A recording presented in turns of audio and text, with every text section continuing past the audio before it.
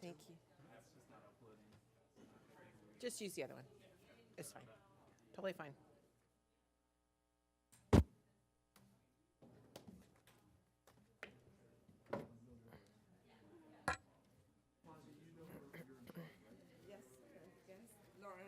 We even moved the gavel over for you. I expect you to use it if Mike gets out of town. Those are tickets for the air show. All right. It's a family pack of 4. And if you can't make it, then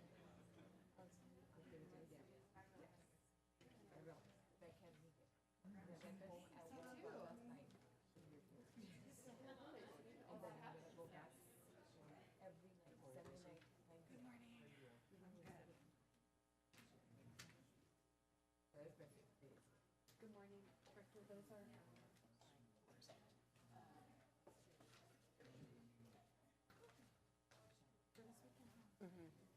Saturday. It's your birthday. Are you going somewhere? Yes. Oh, fun. Well, then you.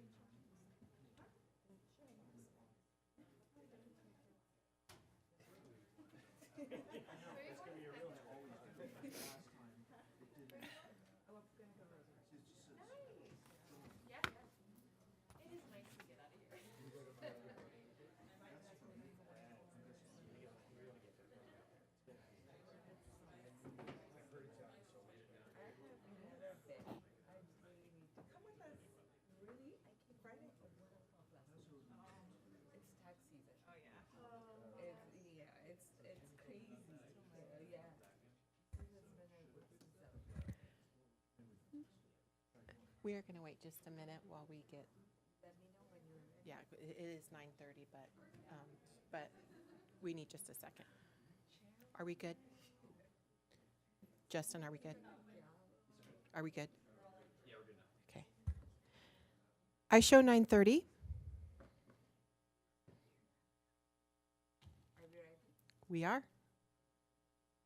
Good morning, everyone. Can we have call this meeting to order? Thank you, Director. Director Gardner. Roll call. Director Torres. Here. Director Denstedt.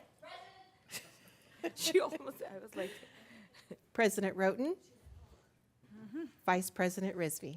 good morning. I'm Good morning. here. Vice President Risby, you do have a quorum today. All righty. We'll start with the Pledge of Allegiance led by Emily Esporo. All right, our financial analyst. Good morning, Board of Directors. My name is Emily Iceborough, and I am a financial analyst with the Finance Department, and I work in the Budget and Rate Setting Division. I have been with Western a little over a year, and it's been a great year so far. Please join me in the Pledge of Allegiance. I pledge allegiance to the flag of the United States of America and to the republic for which it stands, one nation, under God, indivisible, with liberty and justice for all. Thank you. Thank you, Emily. She's not really here to do the pledge. She's here to make sure that I present this right because she did all the work. Thank you, Emily. Good job. All right. Do we have any public comments? We've received no written requests, and I see no members in the audience nor on Zoom. All righty. Items to be added to the agenda. There's nothing to add to the agenda today. All righty, we'll go to action agenda item. 6A, set a public hearing to establish retail rates and charges for water and sewer services. Greg? Okay, All righty. so only one purpose today, to set the hearing. Remember, we're not approving it today. We're just setting the hearing. Director Roten asked me last week, well, we could set it next week and still meet the 45 days. But remember, there's new rules this year with the new bill that was passed, that if there are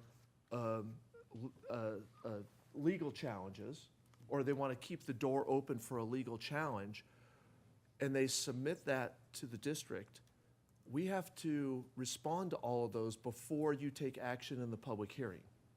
And so in order to make sure that we have enough time, we wanted one extra week, so that we don't know if we're going to get any or we're going to get a lot. So that was the reason for having the special meeting today, rather than doing it next week at our regular board meeting. So just wanted to make sure that we have enough time, just in case. All right, let's get going. I don't have anything. Who's clicking? The clicker, got it.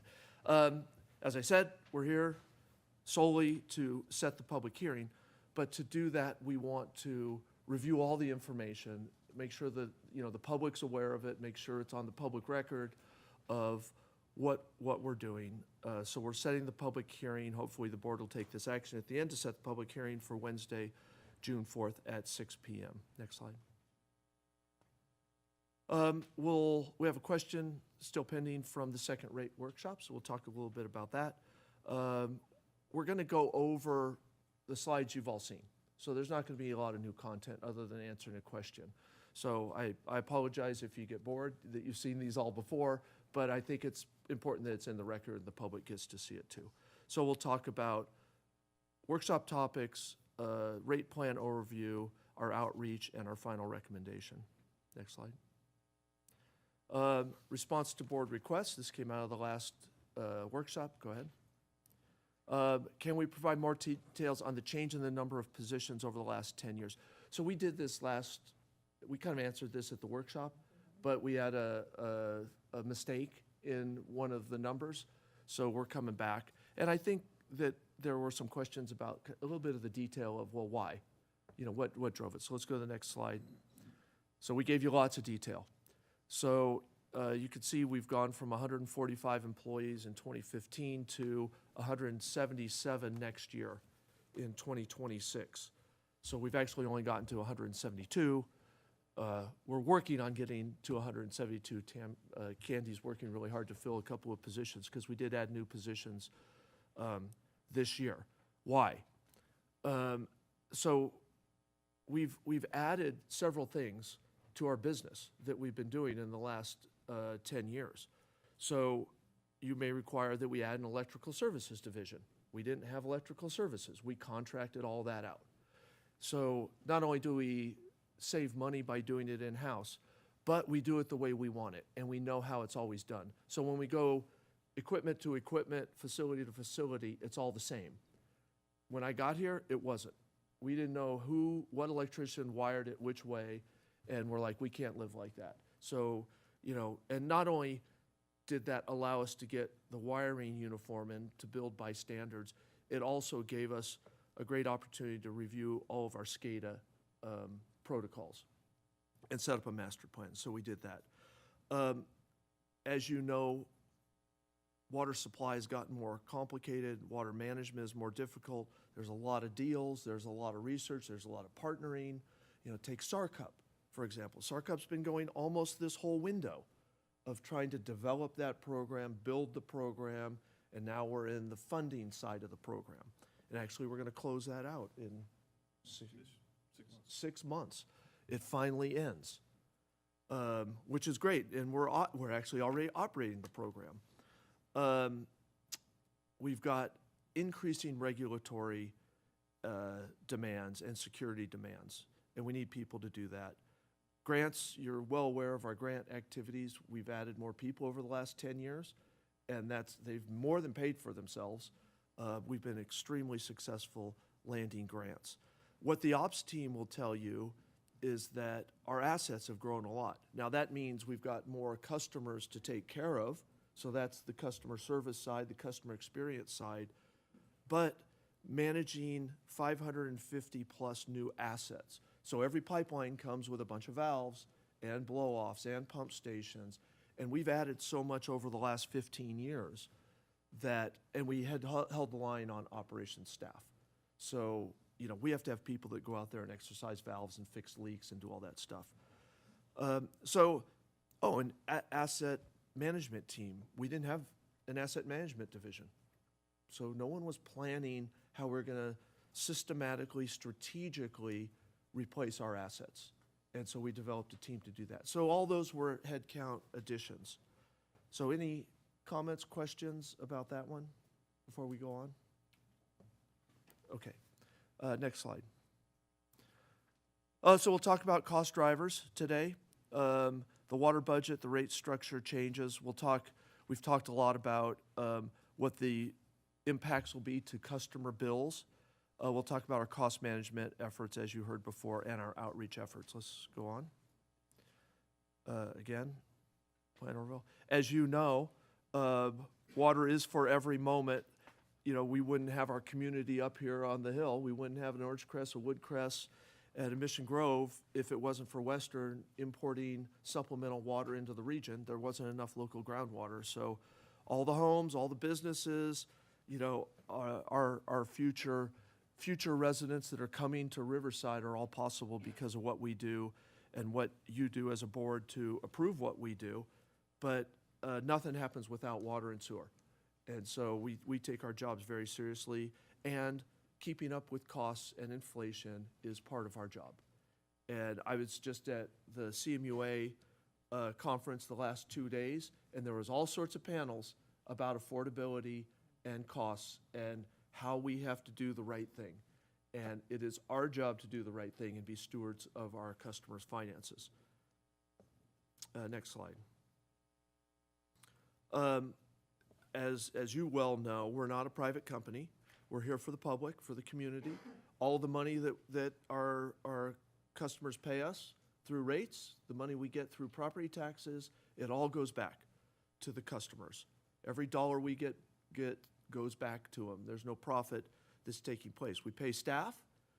Other than that, paying staff, it's going back into the system or their finances, financing the system. So everything's going back.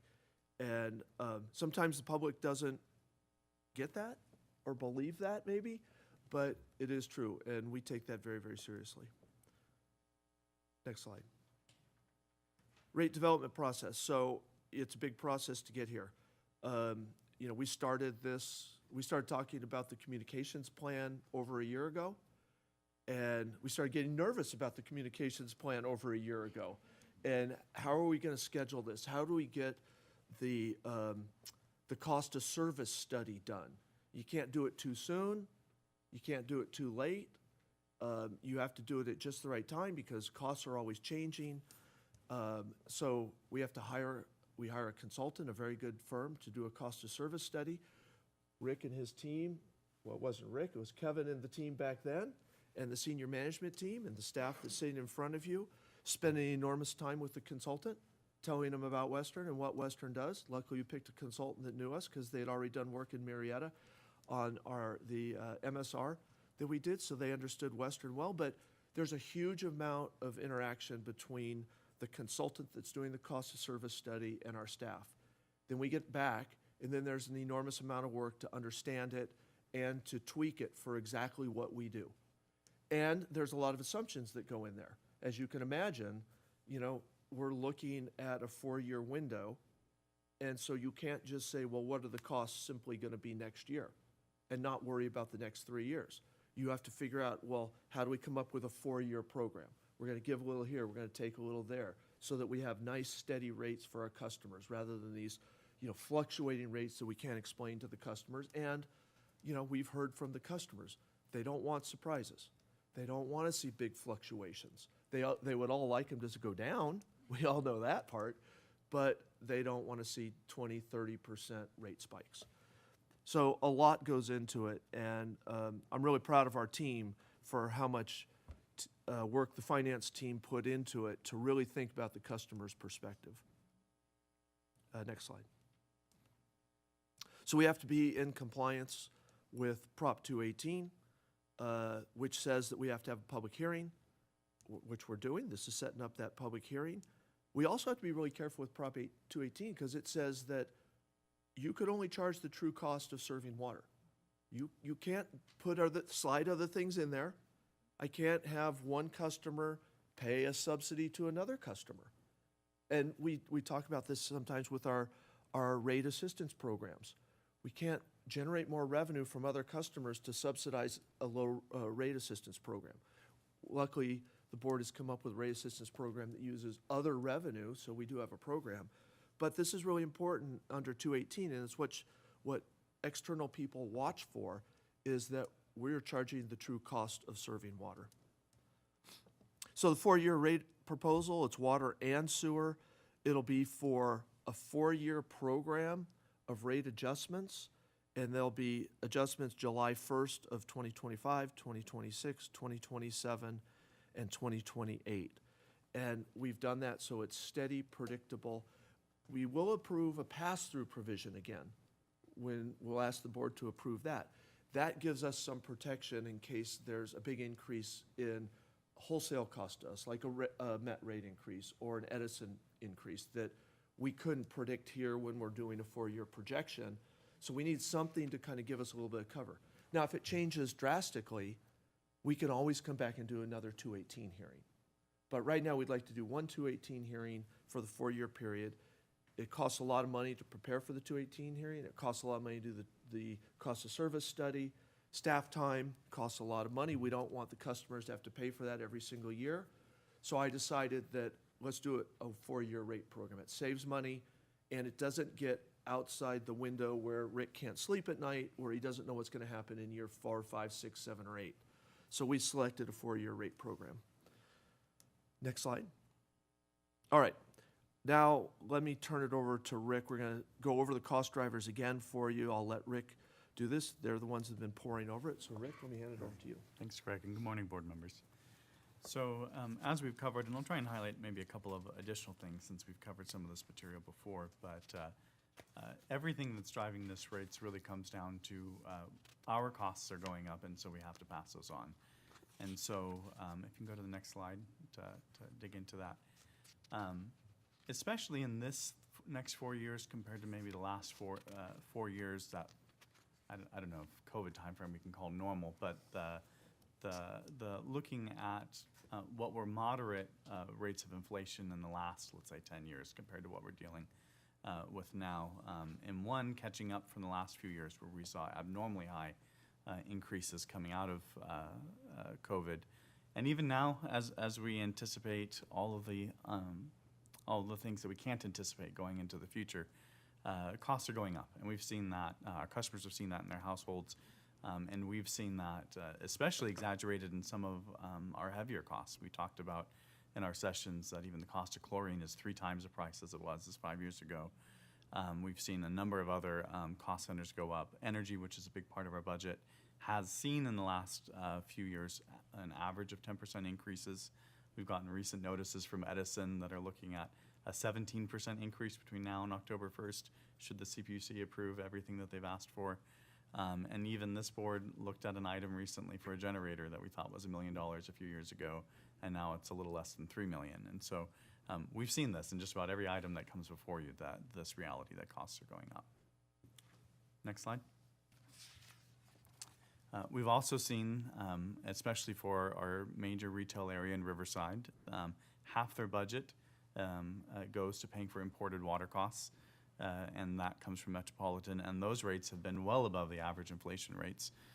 In the last 15 years, those rates have doubled, and in the next 4 years, we're looking at an average of 7% increases, and that's without major projects like Pure Water and Delta Conveyance. We might have to leverage the pass-through provision should the Met Board approve those and impact rates beyond sort of the baseline. And so, half of our budget is seeing rates go 7% increases into the future. And so you'll see how that impacts really it's on the same par as what we're asking for and the average bill increases that you've seen in the last couple of workshops. Next slide. This one I just wanted to highlight because it gets to the point that we have to pass on the costs that we're seeing increase, because the reality is we get $1 today from our customers, and especially our most common rate, the Tier 2 rate, 92 cents of it goes out the very next month to Metropolitan, and that last 8 cents, that sliver, ends up getting paid to all the other various expenses that we're paying, materials, supplies, labor, in order to maintain the system. So point being is it comes in and it goes right back out. Next slide.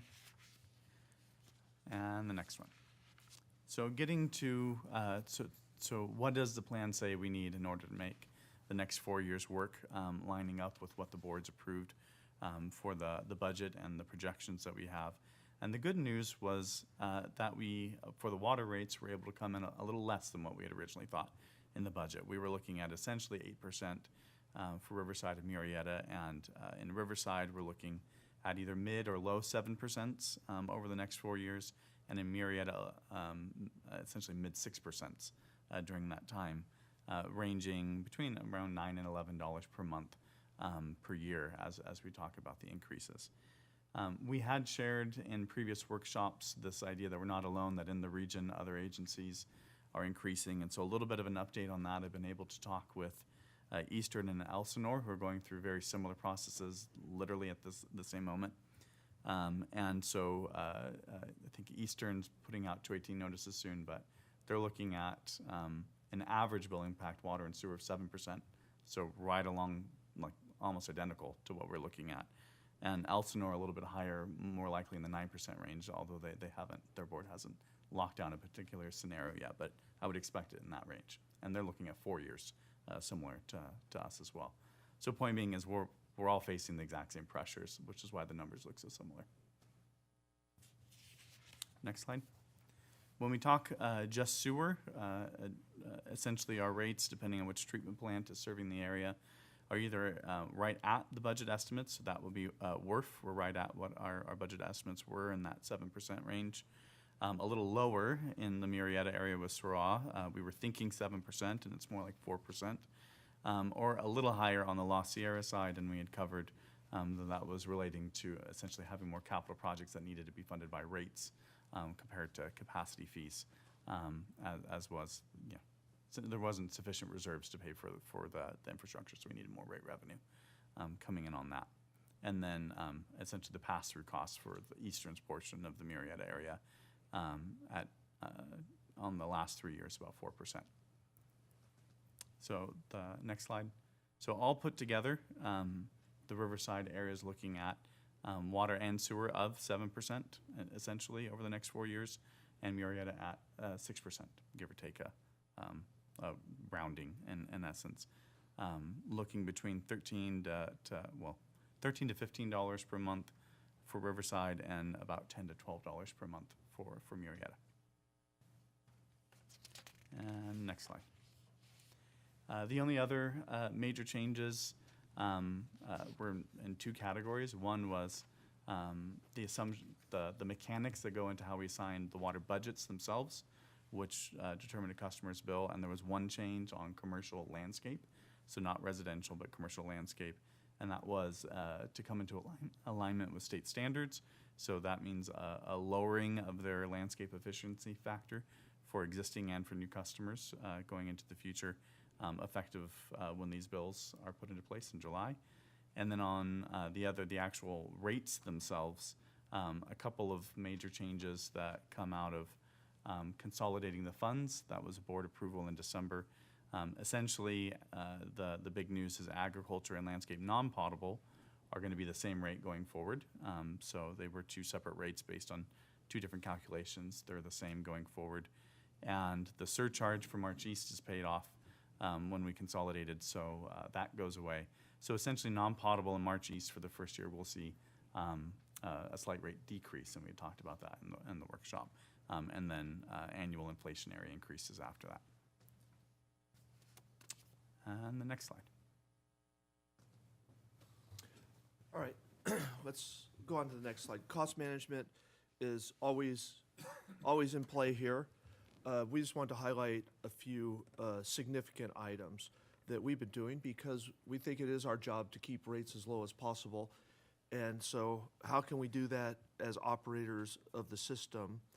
Well, our guys are pretty amazing, and they take it upon themselves to reevaluate how we operate the system, and especially on the wastewater side, we had some huge benefits just in the last a little over a year. They went back and rethought their chemical usage and their digester gas uses, and we actually save about, I think it's $800,000 a year because we went back and pushed the envelope on operating the system. Still within regulatory requirements, but why are we doing some of the things that we're doing out there? Well, let's reevaluate that. We shouldn't do it because we did it before. And so I'm really it's really exciting that they do things like that. And some of the asset improvements that we've done at RCRA allowed us to do that. So it was a combination of capital investment and then that capital investment paying off in lowering annual cost. Grants, we talk about that a lot. We get a lot of presentations to the board, 70 million in grants recently, and that money is doing hard work supporting our projects. $5 million, this is, I always think this is kind of interesting. We're talking about how we're spending more money in pipeline replacement. A lot of people wouldn't think that that's a cost savings, but to replace pipes in emergencies is at least 5 times as expensive. And, you know, that's a really big hit for our capital budget to have to replace a pipeline that was unplanned. We want to have plans, and we want to have a financing strategy for replacing those assets. So by doing it in a very organized asset management plan, we can get the lowest financing costs and lowest capital costs to do that. And when we're in an emergency, we don't get to publicly bid the projects. We have to hire someone and pay their rates. Now, we might be able to prepare by pre-qualifying a standby contractor, but we want to go through the Public Works contract process because we get really good bids, very competitive bids, which in alone can save us millions of dollars. Reservoir management system, that sounds kind of, I guess, kind of generic, but what it is really saying is that we're paying attention to what water levels are in tanks at what time of day. Why does that matter? Real-time energy pricing. So we are committed to not moving water because water's super heavy and expensive to move. We're not going to do it at peak energy times because that costs us a lot of money. Groundwater banking is very expensive. Rick's telling you how 92 cents of our water, the water that we're importing, you know, we pay that $1,400 and then charge our customers. It's really expensive water. And so more that we can do to put water in the ground locally, that picture is the Victoria Recharge Basin. The more we can do to put water in the ground and pump it out is cheaper than importing it from Northern California. So we're doing that. We're also investing in groundwater recharge up in San Bernardino. And the board knows that we've acquired rights to extract water from San Bernardino. That saves our customers money. It's not easy. That's why we had more staff. It's really hard to do those things. But in the long run, it's helping the bottom line. And then property taxes. We don't talk about this a lot, but we get property tax revenue, and that goes back to the customers. We offset, actually subsidize all the customers' rates with those property taxes, and some of it goes into projects. So it's cutting off the cost for capital projects, or lowering the cost for capital projects. Next slide. So, you know, investing in water, you know, we want to make sure that we're reliable. And, you know, you'll hear this time and time again, you know, you'll know the true value of water when you don't have it, right? And as a general manager, I never want to not have it, right? That's the last day of the general manager's job. I don't want to say my board's mean, but when we run out of water, you're going to be really unhappy with me. And we don't ever want to be there. Reliable service, the customers will go crazy if they turn that faucet and water doesn't come out, or they flush the toilet and sewage doesn't go away and get treated. So we have to be reliable all the time. Safety and quality, obviously, water quality to our customers is job one. Well, job one is getting them water. Job 1.5 is making sure it meets every regulatory requirement. And that's getting harder all the time. More stringent regulatory requirements, more expensive regulatory requirements that we have to roll into our rates. But super important, resilience, long-term investment in water. That's when I think resilience, I don't think on a daily basis. I think on your grandkids. Do we have water for the grandkids? And over that 50-year period, do we have water every single year in a 50-year period? That's resilience. And then sustainability. We want to make sure that we're not doing this at the expense of the environment. You know, we have to be environmentally sustainable in our operations. Next slide. All right. Outreach is important. You know, us engineers are like, just do it. But as a public public organization, our customers have to be behind it because they're paying for it. So Grace is going to tell you about our outreach efforts. Yeah, good morning, board members and Western staff. Over the past few weeks, our outreach team has been actively increasing our efforts around the upcoming rate changes. At the same time, Michelle's team's been working really closely with finance on the Prop 218 notices. On the dais, you'll find a sample of the Riverside, La Sierra, and Marietta Sur Ross service areas.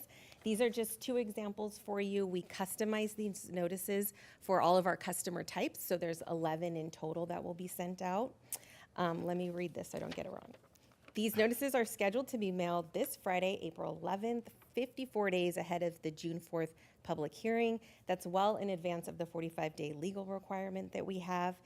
Each notice outlines the proposed rate changes and updates to the commercial water budget structure and provides a clear explanation on the Prop 218 process, including the written objection under AB 2257 is included. Yes, it's those two. Next slide. Sorry, I skipped ahead. Next slide.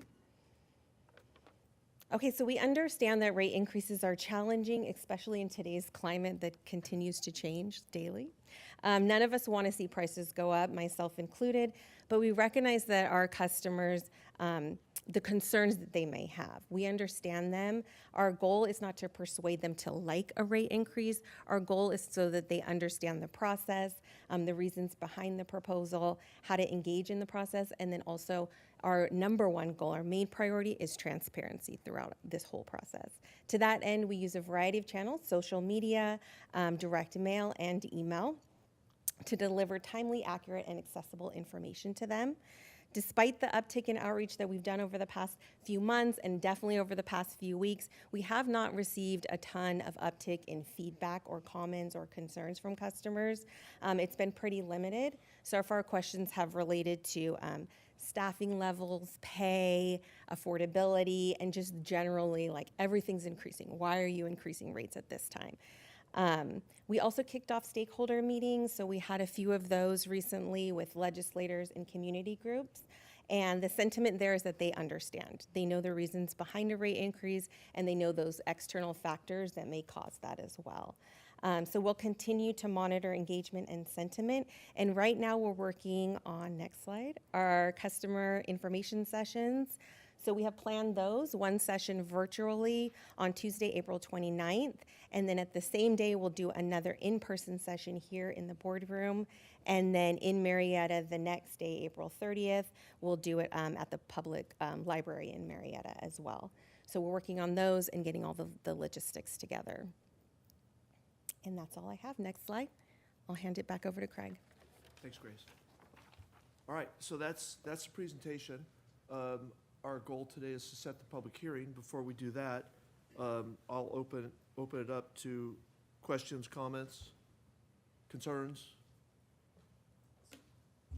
The only comments I want to make again is that I think the outreach effort has been outstanding. Everyone knows that I'm the one that represents the most ratepayers, so I get the most questions, and I can say without a shadow of a doubt that they're being informed, and that really matters to me. So I thank you to the communications, the customer service team for that.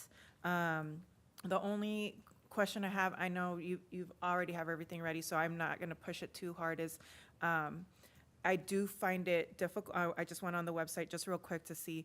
It's not clear what the rates are going to be, just, right in front of you. And so if there's any way we can get that, like just, if I'm a customer, I want to know what my rates are going to go up to. Lead with the bottom line. Yes. That's that. But if it's, I'm like I said, you've done a phenomenal job. So that's the only thing I can comment on, I guess. No, we take all of the feedback and we're adjusting in real time as we go through the process. We were waiting for this magical date before we were able to advance that because we don't want to get in front of the board's decision making. And it was really important that we get that public hearing set. So should the board move today, you'll see continued updates, and we're definitely hearing you in terms of putting that information right up front and center. Okay. Yeah, and Thank you. direct, maybe to put a little more flavor on Sarah's comment. you know, as we went through the workshop process, we wanted to hear from the board. And we didn't know what we were gonna hear from the board.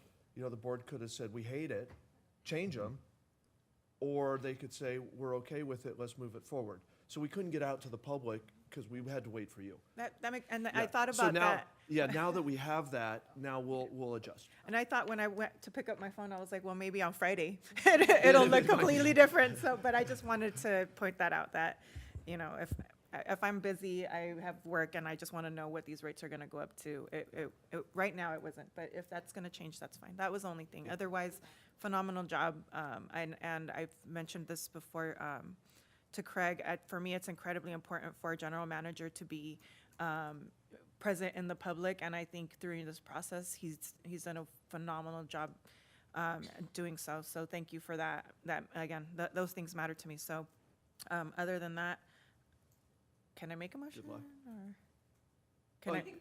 Oh, Okay. well, I know you had could other make, you could things. make a motion, but there may be other comments before we vote. Okay, then. I just wasn't sure if we were there yet. Question yet. Just a point of clarification. You said there are 11 of these. So how do you know which is which?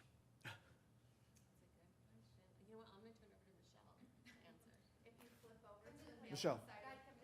So we want to make sure it's on Zoom. Right, no, and I just want to make sure that we don't have, you know, we send the wrong thing to the wrong folks, Well, so we don't how? want that either. We don't want Yeah. that either, No, no, no. for sure. I just, I'm because, like, don't put that in the universe. right, because I always expect that you guys are going to put Riverside and Marietta up here for us to be able to look at, because they're very different rate structures, right? Because they come from different source waters. But for me, to tell you, it took me a hot second to look at this and try to figure out which one was which. Yes. So how are you So guys on the doing that? mailing side of each notice, if you turn over to the mailing side, in the very bottom left-hand corner, it's very hard for us over 40 eyes people, but I promise it's there. There is a code on there, and it will say RPLS 2025 for Riverside Potable La Sierra Sewer, Okay, and MP Syrah 2025 for Murrieta Potable got it. Okay. Syrah Sewer. So I And don't- so every single notice has that code on it. And when we post it onto the website, we will have a matrix so customers will know I'm a Riverside Potable customer. This is where my sewer goes based on what it says on their billing statement, and then they can choose the correct notice. Okay, never mind, yeah. Now, that would be great, and if there's a feature that would show, I mean, to Director Torres's point, because we want to make sure that people are clicking on the right thing, you know, perhaps there might be a nice area map, so that they know, because they know about what area they live in, right? So, rather than go into something crazy and detailed where you guys actually have to put an address in and then it would pop it up, I think that would be hugely labor intensive. Because, you know, I want Marietta customers to see what the Marietta's rate is going to be, because it's very different than Absolutely. what Riverside's is going to be, so. Yeah. Just a point of clarification, how you guys are coding it out, Great so. feedback. Yep. Thank you so much. Thanks.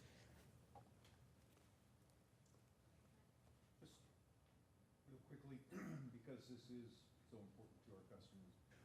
Before we vote, I would like to just verify whether there is or is not any public comment that has arrived late. Has anybody joined us who would like to speak? We have not received any additional members in the audience on Zoom or in person. Okay, great. Then if Director Torres had a motion,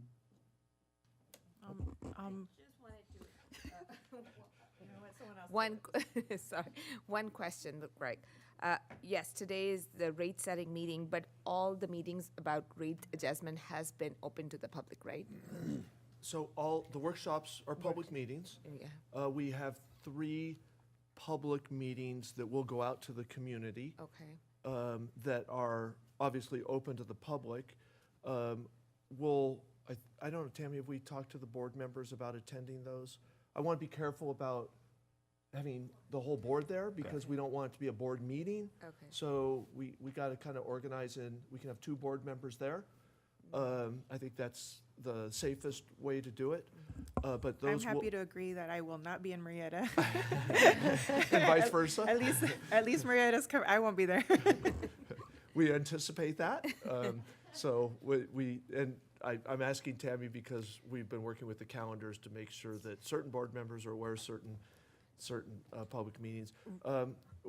We're meeting with the chambers. We've got tons of meetings. I have another meeting with another board of supervisors tomorrow, I think. I can't keep track of how many meetings there are, but the public meetings obviously are open to the public, and all the board meetings are public meetings, to be well aware of it.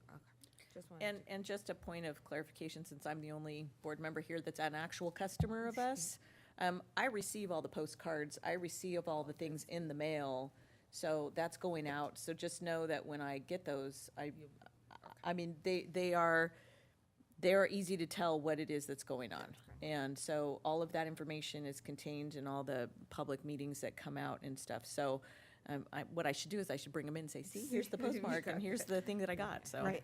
And, yeah.